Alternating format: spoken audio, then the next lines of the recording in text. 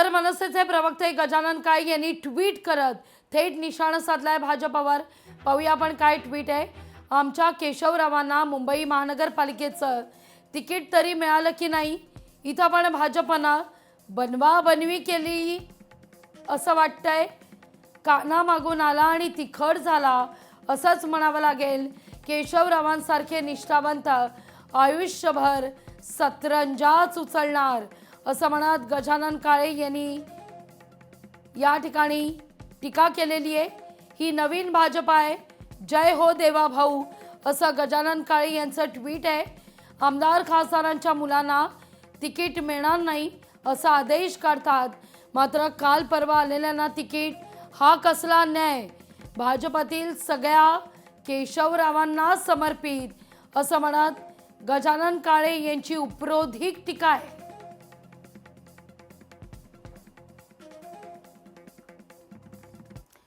तर पक्ष चोरून झाला, चिन्ह चोरून झालं, इतकंच काय तर मतही चोरून झाली।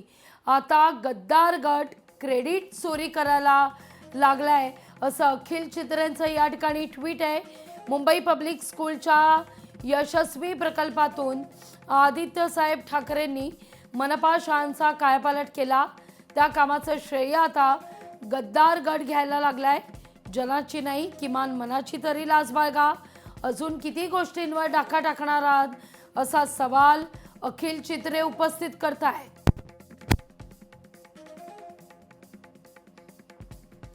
उद्या मुंबईची सातही बेटा आम्हीच जोडली आहेत हे छाती बडवून सांगायला देखील गद्दार गटाची चढाओढ लागेल अशी टीका अखिल चित्रे यांनी केलेली आहे।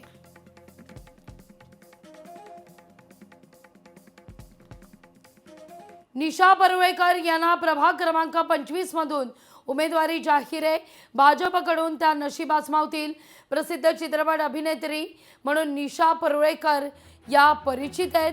भाजप सांस्कृतिक प्रकोष्ठच्या सहसंयोजक सुद्धा परुळेकर या राहिलेल्या आहेत आणि निशा परुळेकर यांना आता उमेदवारी देण्यात येते।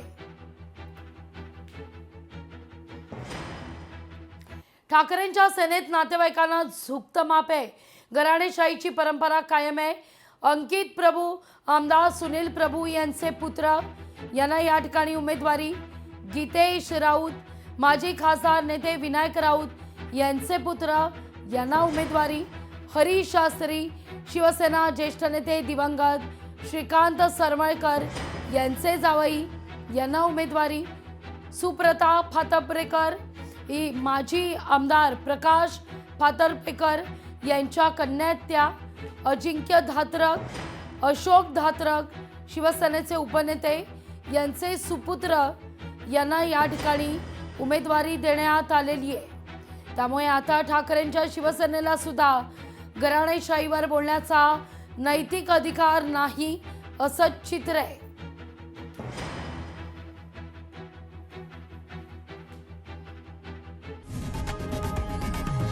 लोकशाही मराठी ऐका, पहा, जागरूक रहा।